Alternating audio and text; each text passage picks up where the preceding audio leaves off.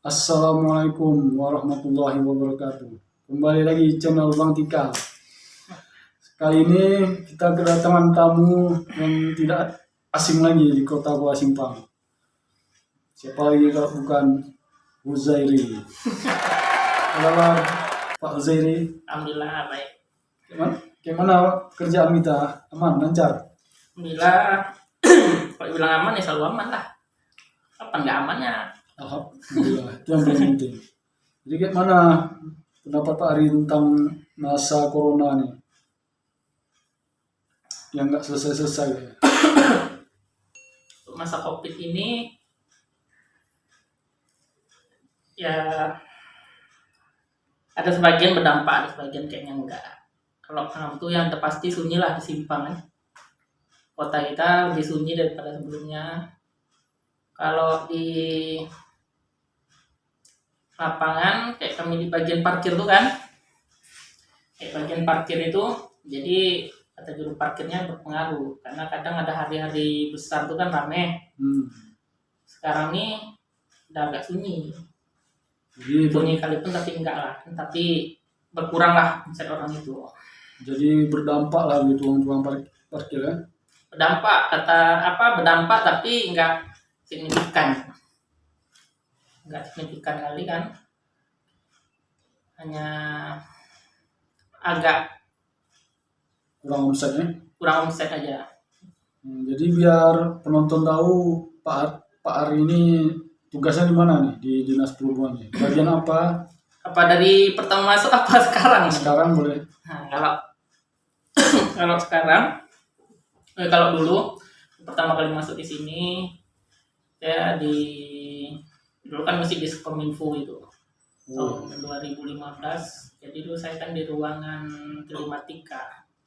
Kominfonya di bagian ruang telematika kan, di bagian pemberdayaan. Pemberdayaan itu ya Media center ya? Media center dia ya untuk orang-orang ya pelatihan, ruangan pelatihan karena tuh ruangannya kan komputer semua kan.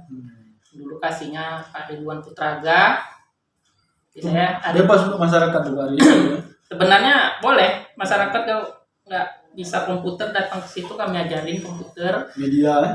Nah, kawan-kawan yang dari kita sendiri, yang dari dinas, boleh datang tanya ini gimana cara buatnya, ini kayak mana ngetik ataupun ada tugas-tugas orang tuh yang mungkin kurang paham atau mau pakai komputer kita persilahkan, kita pakai internet kita kasih lah. Nah, semua orang tuh. Biasanya pun ada pelatihan atau Pak Ari ya? Biasanya ada pelatihannya. Pak Ridwan Putraga pun pernah itu buat. Ada beberapa kali itu buat untuk ruang lingkup kita sendiri dan orang luar pun boleh juga. Ikut dan boleh. Setelah itu bagian apa lagi? Setelah itu setelah langsung ke umum Pak? Enggak, setelah Dinas Perhubungan itu bisa dengan Kominfo. Jadi saya pindah tugas lah, pindah ke perhubungan. Jadi Pak Ari memilih di SUB ya? Nah, saya memilih di SUB perhubungan karena di Kominfo waktu itu saya lebih cenderungnya ke perhubungan lah daripada Kominfo. Nah kan saya teknologi mungkin nggak basicnya ke situ juga. Jadi saya pindah ke Diskub. Waktu itu saya di ruangan umum dan kepegawaian. Waktu itu kasubagnya Bu Ferda. Saya di situ ada hampir setahun lebih, hampir setahun setengah. Dan itu saya pindah ke sarana prasarana. Itulah saya diserahkan berkas parkir, disuruh kelolakan data-data jukir per kepala itu kan. Juru parkirnya ya, bukan setorannya. Di juru parkirnya, misal di Jalan Penyadin, di depan toko ini ada berapa orang, itu kita data. Shiftnya dari jam berapa sampai jam berapa itu kita data. Semua jalan di Kota Pulau Simpang ya, dan Karangbaru juga itu kita data. kita buatkan bed untuk orang itu jaga parkir, untuk menandakan orang itu tuh resmi dari kita, karena mereka kan menyetor sama kita gitu kan. Setelah itu Pak Ari sampai selanjutnya di parkir aja ya sampai sekarang. Sampai Ada sekarang pindahannya? sebenarnya hari itu dari Oh, ke darat pernah nggak? ya dulu kan pertama kan waktu saya pindah dari perhubungan Hmm. itu kan masuk ke ruangan umum Hmm. yang Verda tadi Kasubagnya itu awal 2017 itu langsung data parkir diserahkan ke saya, suruh data. Jadi saya sebenarnya kalau dulu itu kan parkir itu ke sarana prasarana, tapi saya di umum di kepegawaian itu udah megang parkir tapi megang datanya. Data jukirnya ya, perseorangnya, bed semua. Setelah itu karena saya megang parkiran lah ya, data jukir itu saya pindah ke sarana prasarana. Sarana prasarana waktu itu kan di bawah bidang perhubungan darat. Waktu itu kan di bawah bidang perhubungan darat dan di bawah perhubungan darat, makanya lah saya dulu sempat di ruangan darat. Setelah Tapi di bawah seksi sarana ya. di bawah seksi sarana prasarana waktu itu Pak Asnan. Nah terus kan ada perubahan lagi nih, sarana prasarana itu jadi bidang. Jadi bidang sarana prasarana dan perhubungan darat itu lain sendiri dia kan. Jadi bisa. Jadi saya sekarang di bidang sarana prasarana dan enggak di ruangan perhubungan darat lagi karena saya udah pindah ke situ kan sebagian parkir. Jadi sampai sekarang tahun 2021 saya mesti ditugaskan sebagai pengawas parkir di Kota Kuala Simpang ini. Terus suka duka Pak Ari selama di parkir nih, apa suka duka? Gimana dari tukang parkirnya, apa dari masyarakatnya? Kan banyak tuh, ada yang parkir liar, yang parkir 2000 nggak balik. Sebenarnya berapa retribusinya? Ada yang nggak punya kartu, tiba-tiba keluar kereta ada tukang parkir yang itulah kira-kira keluhannya. Jadi berdasarkan kanun nomor 21 tahun 2011 ya, itu kan retribusi parkir untuk Kota Kuala Simpang ini kan untuk roda 2 dan roda 3 itu Rp1.000, dan untuk roda 4 sampai roda 6 itu Rp2.000, dan di atas roda 6 itu Rp3.000. Jadi itu udah ada kita pasang juga tarifnya di kota-kota itu kan, di spanduk ada juga kita taruhlah di tempat parkir itu. Tapi ya kita selalu ngecek di lapangan itu selalu 1.000, ada kita 1.000, tapi ya kita kan nggak tahu, kadang kita nggak ada orang itu berapa kita nggak tahu, kadang kita survei lagi ya tetap mereka ngikutin gitu. Jadi di lapangan ini suka dukanya sama di parkiran ya, menghadapi masyarakat ini memang nggak mudah, apalagi kan kita ini di kota kita ini hari ini orang tuh tertib, nanti kita pergi udah nggak tertib lagi. Jadi kita ngomong orang tuh waktu pas ada kita situ tertib, pas ada petugasnya aja tertib. Pas ada petugasnya. Jadi kan ibaratnya mungkin ya kita ini kan Kota Kuala Simpang kita ini banyak beragam suku. Jadi kok dari saya bilang istilahnya gini, kita banyak bahasa di sini. Jadi kok kita nanti kita tegur si A, kita tegur si B, itu ibaratnya kayak nggak mempan. Tuh besok nanti gitu lagi. Jadi saya bilang, mana kita mau ngomong sama dia? Kita ngomong bahasa Aceh, rupanya dia Batak. Nanti kita ngomong Batak, rupanya ada Tamiya.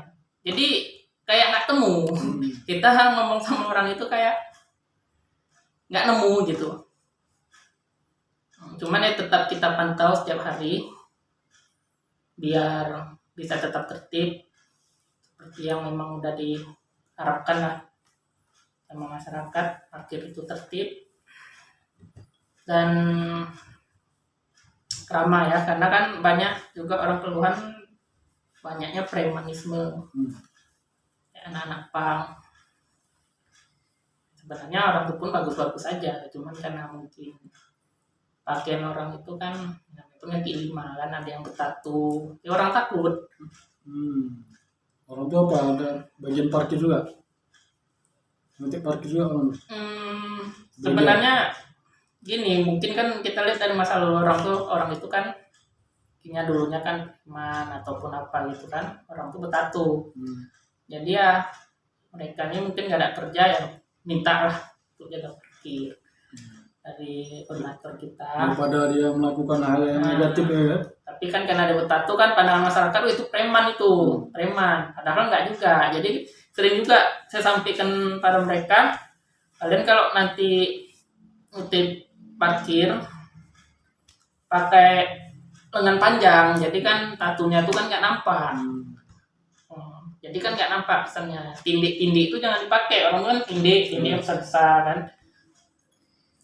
Jadi saran Pak Ari untuk masyarakat Kuala Simpang, Desa Tamiang terkait parkir liar lah. Misalnya dia nggak ada kartu, habis itu dia misalnya nggak jaga, tiba-tiba pas kita mau keluar kereta ada dia, habis itu nggak pakai atribut, macam-macam pemuda setempat situlah. Itu gimana tuh saran untuk masyarakat? Apa kita bayar? Apa nggak usah kita open? Apa gimana lah cerita? Kadang banyak tuh, kadang nggak ada kasih kartu kan? Jadi itu memang di lapangan ini ada aja deh tingkahnya itu memang banyak beragam. Jadi udah bolak-balik juga kita razia sama pihak kepolisian, nanti lain lagi si A ditangkap besok ada si B tangkap besok ada si C. Jadi kayak berganti. Jadi sering juga saya sampaikan kalau memang ada orang yang tadi kita datang dia nggak ada, kita pulang dia ada, itu kita tolak aja, jangan dikasih. Apalagi kan orang itu kan tidak menggunakan atribut yang resmi dari kita kan, perhubungan. Rompi, tapi nggak pakai rompi pun atau nggak pakai topi dari kita itu nggak apa-apa lah, asalkan ada badge tadi. Karena rompi itu bisa aja dia pinjam punya orang ataupun dari manalah dia dapatkan. Jadi kalau badge itu yang jadi keharusan orang itu resmi ya. Itu resmi. Jadi kok orang tuh nggak pakai rompi, asal ada badge itu resmi. Tapi kok ada rompi, ada badge itu udah belum tentu resmi, karena badge-nya bisa aja rompinya bisa aja dia dari kawannya ataupun dari mana dia dapatkan kita nggak tahu. Jadi jangan diberikan. Cuman kan kalau masalah karcis ya namanya kan kita udah parkir, kita udah masuk ke pasar pagi, kendaraan kita dijagain ya, masaan 1.000 aja kan kita berada. Kita kasihkan lah daripada hilang kendaraan kita kasihkan aja. Kecuali kita entah berhenti bentar beli obat, ya obatnya pun tak ada, diminta kita bisa nolak kok dia nggak pakai gunakan bed gitu kan. Tapi kok kita pun cuma berhenti bentar semenit punya nyampe, kita bisa untuk membayar. Saling pengertian aja guys. Saling pengertian kayak gitu. Saran saya, kalau misalnya kita memang tidak ada uang pecah kan untuk bayar uang parkir tuh, kita jangan kasar sama orang itu. Kadang kan ada orang nggak mau bayar tapi ngotot. Alah kawal parkir aja kok begini. Itulah yang memicu perkelahian sebenarnya. Tapi coba misalnya kita mau pergi minta parkir, bang maaf bang ya, jangan ada uang pecah nih bang, atau bang maaf bang ya. Nah, orang pun ngerti, karena kan di lapangan orang-orang parkir itu pun bilang juga ke saya Pak, banyak juga orang yang tidak bayar, cuman mereka sopan, Pak maaf Pak ya, saya nggak ada uang pecah, Pak maaf Pak ya. Etika guys. Etika. Ini udah dia nggak ngasih, dia ngotot. Apa kok parkir aja, sedangkan kendaraan dia udah dijaga gitu. Udah dijaga, kadang berjam-jam balik nggak mau bayar, malah dianya yang ngajak ribut. Kalau saya sering izin saja, bang izin namanya. Walaupun saya sebenarnya tugas juga ya kan. Kok lagi nggak ada duit, izin aja. Bang izin namanya. Kadang orang tuh ngerti juga. Kok ada duit, kita kasih aja. Nggak apa-apa kasih lebih guys. Sedekah kok kita ada duit. Saya 2.000 kan.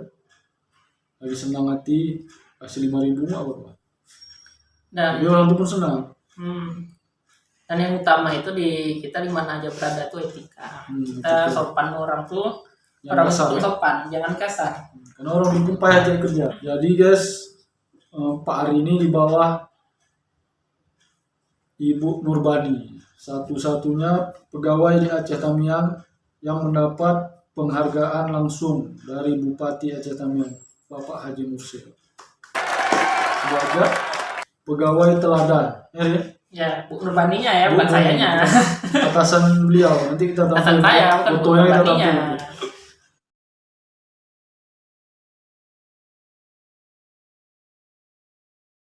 Satu-satunya PNS Aceh Tamiang, ya kan? Yang lain tentara, polisi yang dapat penghargaan. Dia mewakili PNS Aceh Tamiang sebagai pegawai teladan. Karena apa? Karena Sabtu Minggu pun jaga beliau, ya kan? Tetap menertibkan Tetap parkir, memantau deh. tetap memantau, menertibkan. Hujan Hujan pun turun, kalau Hujan memang turun. perlu turun. salut sama Bu Ani. Itu atasan saya. Atasan Pak Ari ini, makanya Pak Ari ini pun dia terpaksa juga harus rajin juga deh kan, karena atasannya rajin, nggak mungkin kita malah. Sebenarnya bukan terpaksa juga. Kita lihat atasan kayak gitu, ya kita ikut atasan lah. Saat atasan kita rajin, bawahannya malah. malas ya kan. Dan atasan itu panutan. Betul.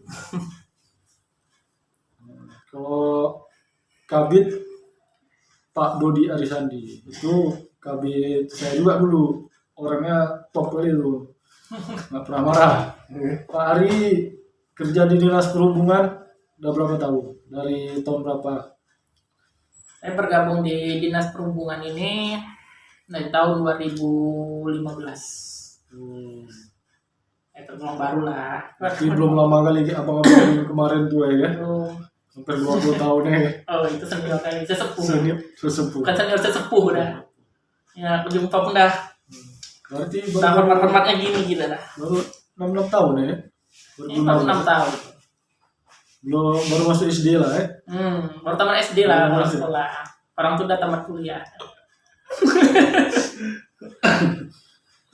Perangkatnya Pak Ari tahun 2019. 2019. Alhamdulillah waktu itu berangkat. Di honor ya, bukan PNS. Ya. Masih honornya. PNS-nya global lah, belum tahu rezekinya kapan. Ya. Doa aja kita Pak Ari. Yang penting kita tinggikan aja kinerja kita selama ini. Betul, betul. Tanya-tanya, ya kan?